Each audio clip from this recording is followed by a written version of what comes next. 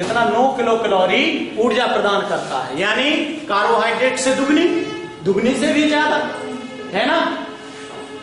ठीक है, 9 kilo calorie ऊर्जा प्रदान करती है। अब वसा हमें कहां से मिलती है, देखें इसमें घी, तेल, सूखे मेवे और मक्खन, इससे हमें वसा प्राप्त होती है। जिसकी ये किताब हो सिल लेना, नहीं तो मैं सिल दूंगा उसको। समझ में आई बात? किताबों का इतना भी ध्यान नहीं रखते कि फट रहे। यह भी जाने वसा युक्त पदार्थ हमारे भोजन का आवश्यक अंग है। अगर हम अपने भोजन में घी से रोटी ना खाएं, तेल डली सब्जी ना खाएं तो हमें बीमारी बन सकती है, इसलिए हमें वसा युक्त भोजन लेना चाहिए। किंतु वसीय पदार्थों का अत्यधिक मात्रा में, ऐसा नहीं कि सुबह पूड़ी शाम पूड़ी, सुबह पूड़ी शाम पूड़ी, सुबह पूड़ी शाम पूड़ी। तो इतनी अगर पूड़ी आप खा रहे हैं यानी ज्यादा तेल खा रहे हैं, तो ज्यादा तेल खाएंगे तो हार्ट यानी आपका दिल में क्या आ जाएगा, रक्तघात, हृदय घात। बताया था ना, हृदय की बीमारी में हृदय घात की बीमारी होने लगेगी, आपका हृदय चलना बंद कर देगा, हृदय का लोड ज्यादा पड़ेगा, बीपी ज्यादा बढ़ जाएगा और कभी भी आपको दौरे आ सकते हैं और आप हृदय के रोग से मर भी सकते हैं। ठीक है, किंतु अधिक वसीय भोजन का उपयोग करने से मोटापा बढ़ता है, मोटे ज्यादा हो जाते हैं, जो कि अनेक बीमारियों का जड़ है। जो ज्यादा मोटा हो रहा है, पेटू हो रहा है, बड़ा ऐसे धल चलता है, तो समझ लीजिए उसको बीमारी आने वाली। ठीक है, क्रियाकलाप, विद्यार्थी अधिक वसायुक्त भोजन के सेवन से होने वाले दुष्परिणामों पर अपने मित्रों पर चर्चा करें और उसकी सूची बनाएं। ठीक है, ज्यादा वसा नहीं लेना चाहिए। अगला भोजन आ रहा है हमारा विटामिन और खनिज लवण। ठीक है, अगला अवयव, तो हमारी साग सब्जियां हमारे शरीर के लिए आवश्यक खनिज लवणों की पूर्ति करती हैं। आवश्यक जो जरूरी खनिज लवण हैं उनकी पूर्ति हमें कहां से होती है, साग सब्जी से, फलों से। ठीक है, जैसे भिंडी, मेथी, पालक, कद्दू इत्यादि, ये खनिज लवण शरीर के लिए अनिवार्य होते हैं। अगर इनके खनिज लवण हमें शरीर में नहीं मिले तो हमें रोग घेर लेते हैं, हम बीमार होने लगते हैं। इनकी कमी से या अधिकता से समस्याएं हो सकती हैं। अगर आप ऐसा नहीं कि ज्यादा सब्जी खा रहे हैं, रोटी बिल्कुल ही नहीं खा रहे हैं, तो अधिकता से भी बीमारी हो सकती है और कमी के कारण भी बीमारी हो सकती है। इसलिए हमें संतुलित भोजन लेना चाहिए, ना ज्यादा ना कम। खनिज लवण एवं विटामिन युक्त पदार्थ शरीर की रोगों से रक्षा करते हैं, अतः इन पदार्थों को रक्षात्मक पोषक तत्व भी कहते हैं। समझ में आ गई बात? अब देख लीजिए खनिज पदार्थ और खनिज लवण कौन से देते हैं। टमाटर, गोभी, मेथी, बैगन, भिंडी, पालक, इनसे हमें खनिज लवण और विटामिन प्राप्त होते हैं। आयरन, अब एक आप लोग इंग्लिश में सुने होंगे आयरन। आयरन माने होता है लोहा यानी लौह। आयरन यानी लौह तत्व, लौह। तो हमें हमारे शरीर में जो रक्त होता है, रक्त का रंग लाल क्यों होता है, लोहे के कारण होता है। हमारे शरीर के रक्त में लोहे के कण होते हैं जो ऑक्सीजन को ले जाते हैं और ले आते हैं। ऑक्सीजन को ले जाने वाला तत्व कौन है, हीमोग्लोबिन। तो हीमोग्लोबिन क्यों ले जाता, क्योंकि उसमें लोहा है, आयरन है। तो आयरन, जैसे हम आयरन को खुला छोड़ देते हैं तो जंग लग जाती है, जंग के कारण लाल पड़ जाता है। उसी कारण से हमारे ब्लड में, खून में, रक्त में पाया जाने वाला लोहा ऑक्सीजन से क्रिया करके लाल हो जाता है। उसी कारण से हमारे खून का रंग लाल होता है। समझ में आएगा? और पत्तियों में क्या पाया जाता है, क्लोरोफिल, हरित लवक। क्लोरोफिल और हरित लवक के कारण ही पत्तियों का रंग हरा होता है। अब बोलो, लोहा तुम ऐसे खा लोगे पूरा तो हानिकारक है, लेकिन आप सेब खाइए, अनार खाइए, ठीक है, उसमें लोह तत्व पाए जाते हैं, लोहे का चूर्ण पाया जाता है जिसको हमारा शरीर पचा लेता है। ठीक है, तो उससे हमारे शरीर में रक्त की कमी नहीं होती है, लोहे की कमी नहीं होती है। ठीक, तो वो चीजें खाई जाती हैं, आप लोहे का चूर्ण नहीं खा सकते। ठीक, लोह तत्व और आयोडीन, आप लोगों ने नमक में सुना होगा, एक प्रचार भी आता है कि शुद्ध आयोडाइज, ट्रिपल रिफाइन, 3 बार छना हुआ आयोडीन युक्त नमक खाना चाहिए। आयोडीन से हमारे जो गले में एक गलसुआ होता है, घेंगा रोग होता है, वह घेंगा रोग नहीं होता है। इसलिए हमें आयोडीन नमक युक्त नमक खाना चाहिए। और आयोडीन से हमारी बुद्धि का भी विकास होता है। जो बच्चे अभी से 20 साल पहले उनके मदर फादर ने, माता पिता ने खड़े नमक को खाया है जिसमें आयोडीन नहीं था, उनके बच्चों की बुद्धि आज भी कमजोर है। घेंगा होता है, ग्वेटर जिसे बोलते हैं। किसी के गला में ऐसे आपने बड़ा सा एक सूजा हुआ, एक कुत्ता नहीं, हाँ गुट्टा, गुट्टा यानी गांठ देखी होगी, उसी रोग को घेंगा कहते हैं। समझ में आया? तो आयोडीन की कमी के कारण घेंगा रोग होता है, इसलिए हमें आयोडाइज्ड नमक खाना चाहिए। ठीक है, देखो आयरन लौह तत्व और आयोडीन जैसे कुछ खनिज तत्व हमारे भोजन का हिस्सा है। ये तत्व हमारे शरीर के लिए आवश्यक हैं, बहुत जरूरी हैं। यह भी जाने हीमोग्लोबिन, मैंने बताया ना अभी, हीमोग्लोबिन रक्त में पाए जाने वाला लौह तत्व है। यह ऑक्सीजन को ग्रहण करने में सहायक होता है और ऑक्सीजन को शरीर के विभिन्न अंगों तक पहुंचाता है। अभी अपन ने पिछले चैप्टर में क्या पढ़ा था कि फेफड़ों के द्वारा हमारे बाहर की जो वायुमंडल की ऑक्सीजन है रक्त में मिला दी जाती है और रक्त में मिली हुई कार्बन डाइऑक्साइड को बाहर निकाल दिया जाता है। लेकिन ऑक्सीजन को ले कौन जाता? तो ऑक्सीजन को रक्त में पाया जाने वाला हीमोग्लोबिन, और हीमोग्लोबिन में पाया जाता है आयरन, तो आयरन उसको ले जाता और शरीर के विभिन्न अंगों तक छोड़ देता है। रक्त में हीमोग्लोबिन की कमी से एनीमिया, एनीमिया यानी खून की कमी नामक रोग हो जाता है।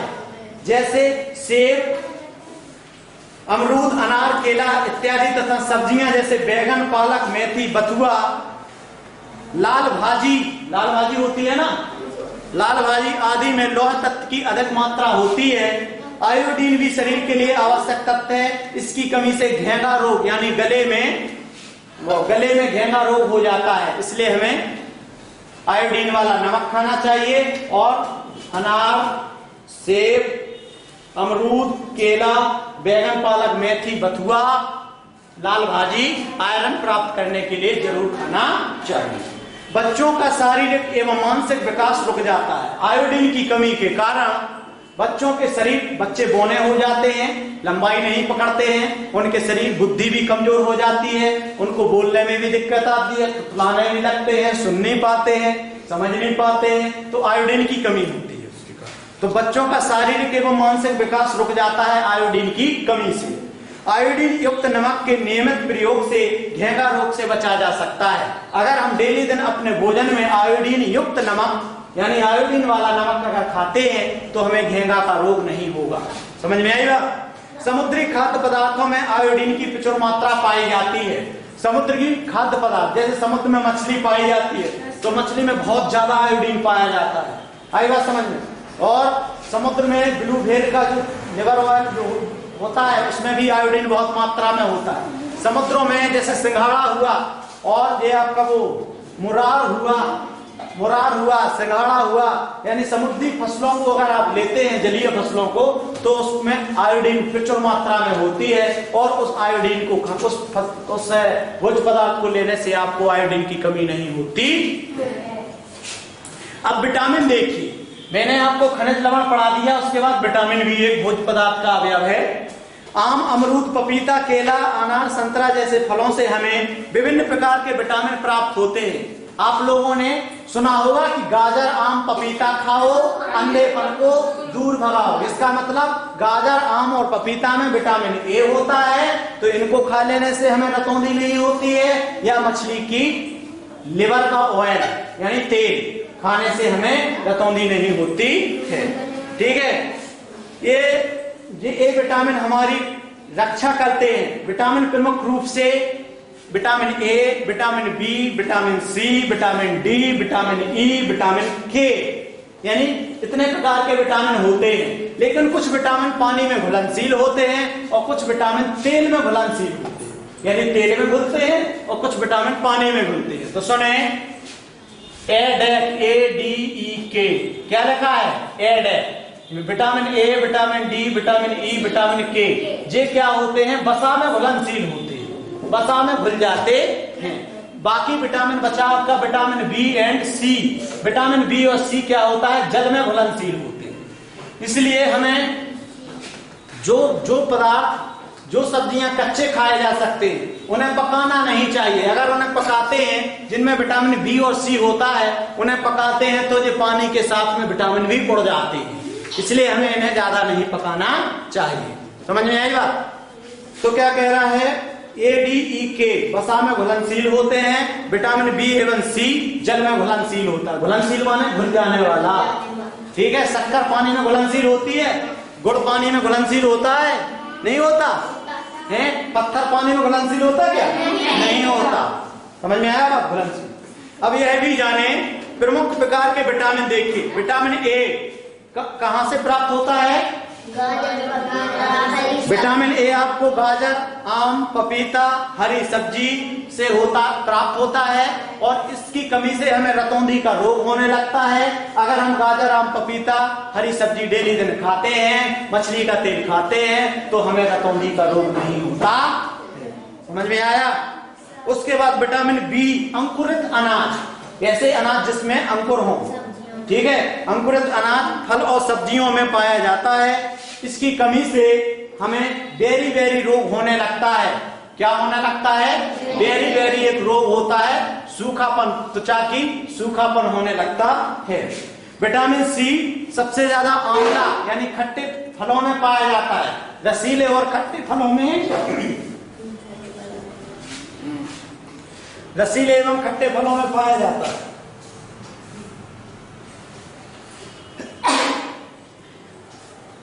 आंवला, नींबू, संतरा, मौसमी खट्टे रसीले फलों में मिलता है, ठीक है। इसमें इससे अगर इनकी कमी है तो हमें स्कर्वी होने लगती है। स्कर्वी यानी मसूड़ों से खून निकलने लगता है। क्या निकलने लगता है? खून निकलने लगता है। विटामिन डी सूर्य की रोशनी से प्राप्त होता है। विटामिन डी किससे प्राप्त होता है? सूर्य की रोशनी से। अगर आप सुबह सुबह कपड़े उतार के सूर्य के सामने रोशनी में बैठ जाएं तो आपको विटामिन डी की कमी नहीं होती है। और विटामिन डी की कमी से रिकेट का रोग होता है। रिकेट यानी हड्डियों का टेढ़ा होना, हड्डियों का टेढ़ा होना। जो व्यक्ति सूर्य नमस्कार करता है उसकी हड्डियां कभी टेढ़ी नहीं होती है, क्योंकि उसको विटामिन डी की प्रचुर मात्रा मिल जाती है। विटामिन डी सर मछलियों के तेल में? हाँ, मछली के तेल में और सूर्य की रोशनी में। विटामिन ई देखिए, अंकुरित अनाज, वनस्पति तेल, घी, मक्खन, दूध, पनीर सभी से बने वाले पदार्थों से विटामिन ई की प्राप्ति होती है। समझ में आया? विटामिन ई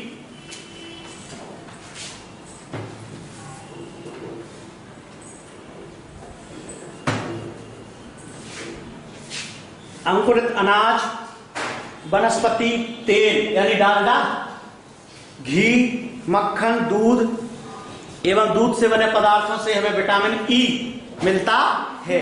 विटामिन ई से पुरुषों में नपुंसकता नहीं होती है, स्त्रियों में बांझपन नहीं होता है। विटामिन के हरी पत्तियों में और फलों में और दूध में पाया जाता है। इससे रक्त का थक्का, अगर विटामिन के की कमी हो जाती है तो थोड़ी सी चोट लग जाने के कारण खून बंद नहीं होता है, ठीक है। तो अगर विटामिन के की पूर्ति है हमारे शरीर में तो चोट लगने पर खून का थक्का जम जाता है। समझ में आएगा? कमी के कारण खून का बहना, और कमी अगर विटामिन के हमारे शरीर में है तो खून का थक्का जम जाता है। संतुलित भोजन लेने के साथ साथ हमें प्रतिदिन 7-8 गिलास पानी पी लेना चाहिए। अगर पानी की कमी करते हैं तो आपके भोजन का सही से पाचन नहीं होता है।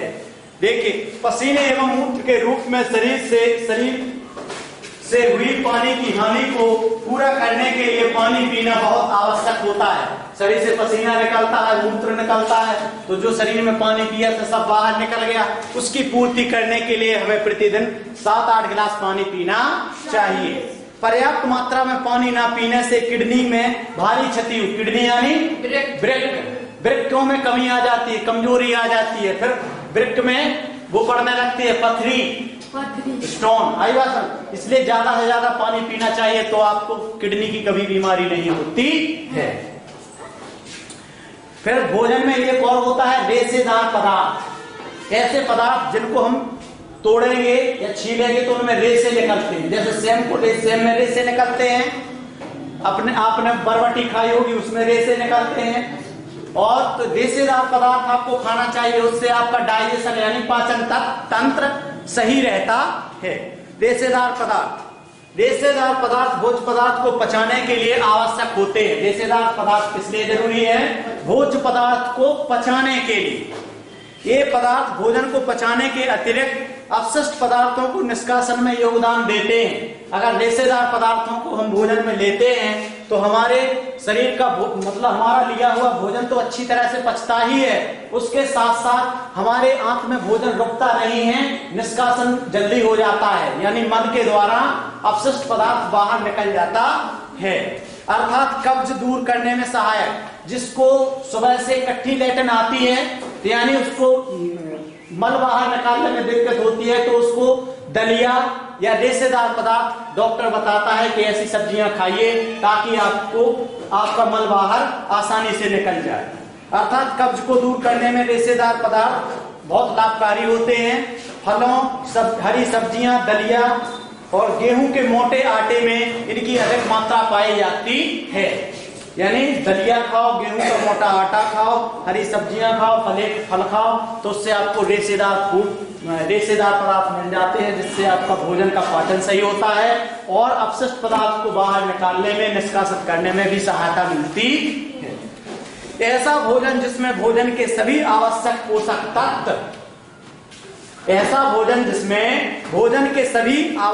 पोषक तत्व कार्बोहाइड्रेट, वसा, प्रोटीन, विटामिन, खनिज लवण और पानी व्यक्ति की आवश्यकता अनुसार उपस्थित हो, उस भोजन को हम संतुलित भोजन या संतुलित आहार कहते हैं। संतुलित आहार किसे कहते हैं? संतुलित भोजन किसे कहते हैं? ऐसा भोजन जिसमें भोजन के सभी आवश्यक तत्व कौन कौन से? कार्बोहाइड्रेट, वसा, प्रोटीन, विटामिन, खनिज, आयरन, लोहा, रफेज यानी रेसेदार, ये सभी चीजें व्यक्ति की आवश्यकता अनुसार पूर्ण होती हैं, उस भोजन को हम संतुलित आहार कहते हैं। ठीक है। यह भी जाने, दूध को संपूर्ण आहार माना जाता है। दूध जो आप पीते हैं, अगर आप कोई चीज ना भी खाएं लेकिन दूध जरूर पिए, उससे क्या है कि जिस चीज की कमी आती है, जिस भोजन के अवयव की कमी आती है, उस अवयव की पूर्ति दूध से हो जाती है। तो दूध को संपूर्ण आहार माना जाता है क्योंकि इसमें भोजन के सभी आवश्यक तत्व पाए जाते हैं। बच्चों को दूध अवश्य पीना चाहिए, किंतु भोजन का विकल्प नहीं है। ऐसा नहीं कि दूध ही पी लिया, भोजन नहीं खाया, तो दूध भी पीते चलो और भोजन भी करते चलो। ठीक है। दूध कौन कौन पी रहा? हाथ खड़ा करो। नालायक, ये दूध नहीं पी रहा, ये नहीं पी रहे, गधे। क्या कर रहे हैं तुम लोग? बर्बाद होना है क्या जिंदगी में? जब पढ़ने आए हो तो दूध जरूरी है भाई साहब, पर डे दूध पीना पड़ेगा, नहीं तो नहीं पढ़ाऊंगा, भगा दूंगा मैं सीधे। रहने दो। क्रियाकलाप देखो, वर्षा, ठंड एवं ग्रीष्म ऋतु में आपके द्वारा पिए गए पानी की मात्रा पर ध्यान दें तथा निम्नलिखित प्रश्नों का उत्तर दें। किस मौसम में अथवा ऋतु में आप अधिक पानी पीते हैं? ग्रीष्म ऋतु में, गर्मी की ऋतु में, क्योंकि सबसे ज्यादा पसीना के माध्यम से पानी बाहर निकल जाता है, इसलिए हमें पानी ज्यादा पीना पड़ता है। और क्यों अधिक पानी पीते हैं? क्योंकि पानी जो पिया हुआ पानी होता है वो पसीने के माध्यम से बाहर निकल जाता है, तो उसकी पूर्ति करने के लिए हमें अधिक से अधिक पानी पीना पड़ता है। आपको कौन सा फल अधिक पसंद है? उस फल में कौन कौन से विटामिन पाए जाते हैं? दी गई पंक्ति लिखिए।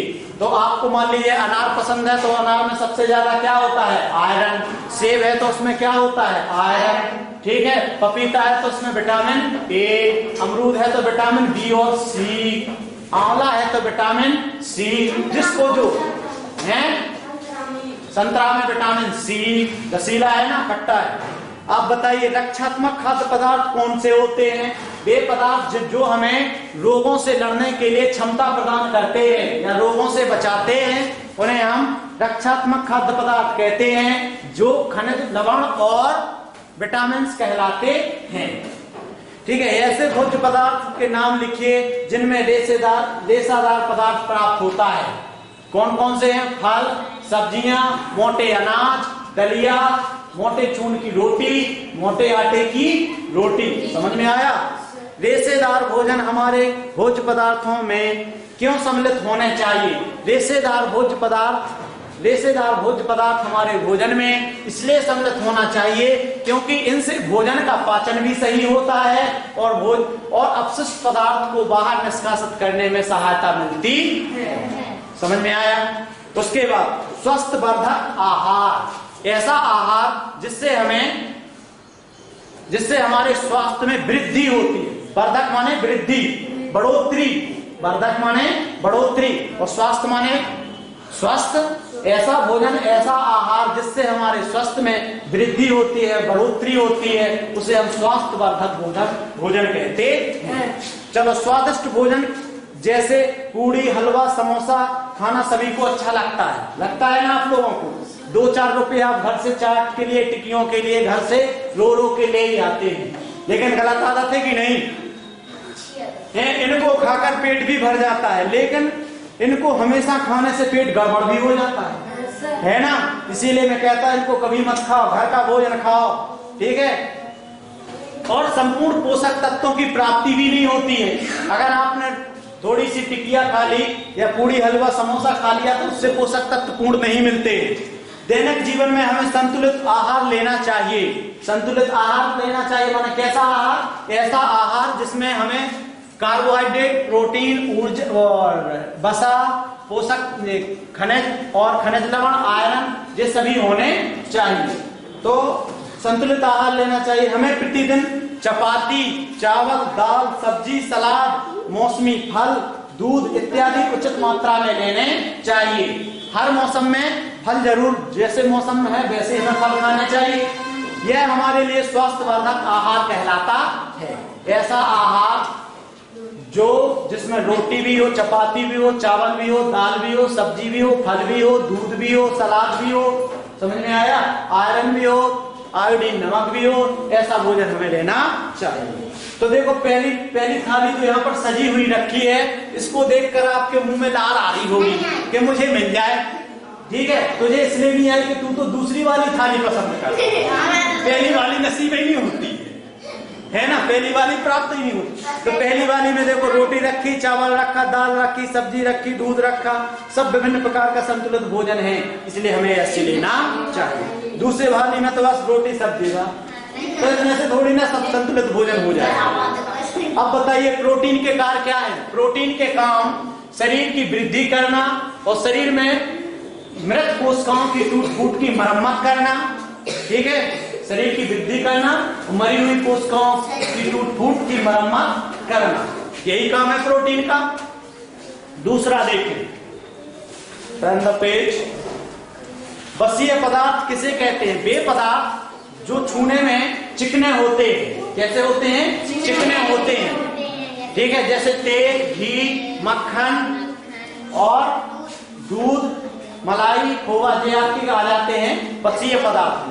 और मेवा भी आपके बसीय पदार्थ में आ जाएंगे, जैसे बादाम, काजू, चिरौंजी, यानी ये आपके किस में आ जाते हैं? बसीय पदार्थ, ठीक है?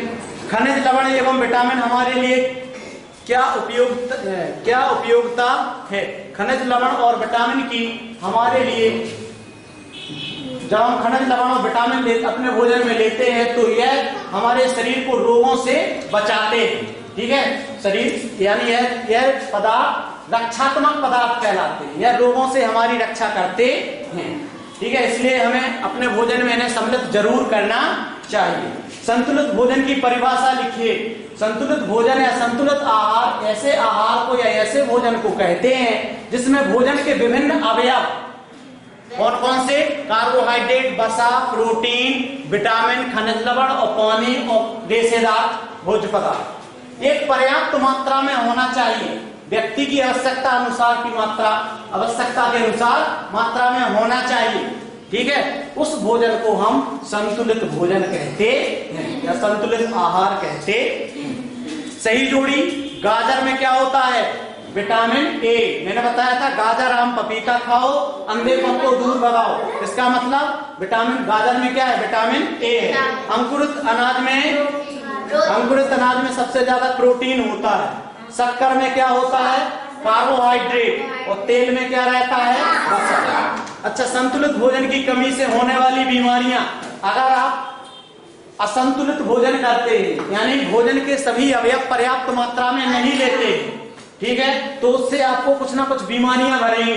तो वे कौन सी हैं? संतुलित भोजन ना करने से शरीर के लिए आवश्यक तत्वों में से किसी ना किसी अवयव की कमी हो जाती है, ठीक है। प्रत्येक अवयव शरीर के लिए अनिवार्य है, यानी जरूरी है, आवश्यक है, अतः आगे जाकर यह कमी रोगों के रूप में प्रकट हो जाती है। अगर आप संतुलित भोजन नहीं लेते हैं तो धीरे धीरे उस तत्व की हमारे शरीर में कमी होने लगती है, और उसकी कमी के कारण आगे चल के हमारे शरीर में रोग उत्पन्न होने लगता है। विटामिन की कमी विभिन्न प्रकार के रोगों का कारण बन जाती है, जैसे विटामिन ए की कमी से रतौंधी हो जाना, विटामिन बी की कमी से बेरी हो जाना, विटामिन सी की कमी से स्कर्वी हो जाना, विटामिन डी की कमी से रिकेट हो जाना, विटामिन ई की कमी से बांझपन हो जाना, और विटामिन के की कमी से रक्त के खून का थक्का ना बनना, यानी रक्त का थक्का ना बनना, ठीक है। कुपोषित बच्चे स्वस्थ एवं निरोगी नहीं होते, बिल्कुल सही बात है। जो बच्चे को छोटे में कंप्लीट भोजन या आहार नहीं मिला है तो उनकी हड्डियां टेढ़ी हो जाती हैं, दांत उनके लंबे चौड़े हो जाते हैं, आंखें अंदर घुस जाती हैं, कान के यहाँ पर हड्डियां दिखने लगती हैं, अगर उनकी बनियान उतार दो तो उनकी पसलियां बिल्कुल एक एक गिने में नजर आ जाती हैं, ठीक है। तो ये क्या है? वे बीमार ही बीमार बने रहते। कुपोषित बच्चे स्वस्थ और एवं निरोगी नहीं होते, यानी रोग सहित होते हैं। पोषक तत्वों की कमी से होने वाले रोग हीनताजन्य रोग कहलाते हैं। पोषक तत्वों की कमी से कौन से रोग होते हैं? हीनताजन्य, यानी जो आदमी गरीब है, जो अपने बच्चों को संपूर्ण आहार नहीं दे सकते हैं, उनके बच्चों में हीनताजन्य रोग उत्पन्न हो जाते हैं, ठीक है। तो अब हमने इस पाठ में क्या क्या सीखा, ध्यान से सुनिए। संतुलित भोजन के प्रमुख तत्व कार्बोहाइड्रेट, प्रोटीन, वसा, खनिज लवण व विटामिन हैं। प्रोटीन के प्रमुख स्रोत दालें, दूध, दही, अंडा, सोयाबीन, इनसे हमें प्रोटीन की प्राप्ति होती है। कार्बोहाइड्रेट के कार्य या ऊर्जा, कार्बोहाइड्रेट के कार्य ऊर्जा व शक्ति का प्रदान करना, यानी ऊर्जा और शक्ति मिलती है। कार्बोहाइड्रेट के स्रोत, यानी कार्बोहाइड्रेट कहां से मिलता है? साबूदाना, अनाज, चीनी इत्यादि। घी, तेल, मक्खन इत्यादि वसीय पदार्थ हैं, वसा वाले पदार्थ। वसा का अधिक सेवन करने से मोटापा बढ़ जाता है। क्या बढ़ जाता है? मोटापा बढ़ जाता है। फल एवं सब्जियों से हमें विटामिन एवं खनिज लवण प्राप्त होते हैं। खनिज एवं विटामिन एवं खनिज लवण हमारे रोग प्रतिरोधक क्षमता को बढ़ा देते हैं, यानी रोगों से लड़ने की क्षमता बढ़ा देते हैं। संतुलित आहार न करके हम रोगों को न्योता देते हैं, निमंत्रण देते हैं, बुलाते हैं कि आ जाओ, हमें लग जाओ। आगे बात समझ में? इसलिए हमें संतुलित भोजन करना चाहिए। पानी एवं रेशेदार पदार्थ भी हमारे भोजन का आवश्यक अंग है। पानी भी पर्याप्त मात्रा में पीना पड़ेगा और रेशेदार पदार्थ भी हमें लेने पड़ेंगे। अब अभ्यास देखिए। भोजन के प्रमुख तत्व के नाम लिखिए। तो भोज्य पदार्थ के प्रमुख तत्व कौन कौन से हैं? कार्बोहाइड्रेट, वसा, प्रोटीन और विटामिन, खनिज लवण, पानी और रेशेदार भोज्य पदार्थ।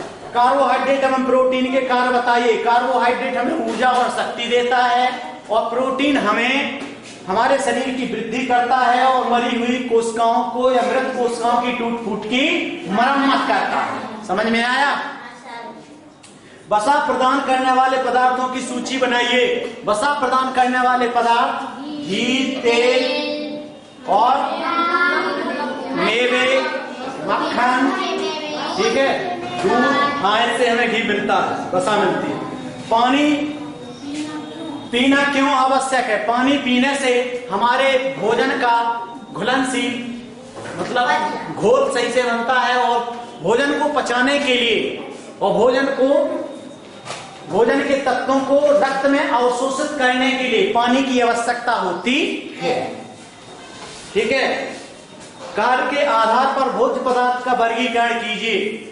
ऊर्जा प्रदान करने वाले भोज्य पदार्थ कार्बोहाइड्रेट और वसा, ठीक है, और वृद्धि और मरम्मत करने वाले भोज्य पदार्थ प्रोटीन, और रोगों से लड़ने वाले भोज्य पदार्थ खनिज लवण और विटामिन। समझ में आया?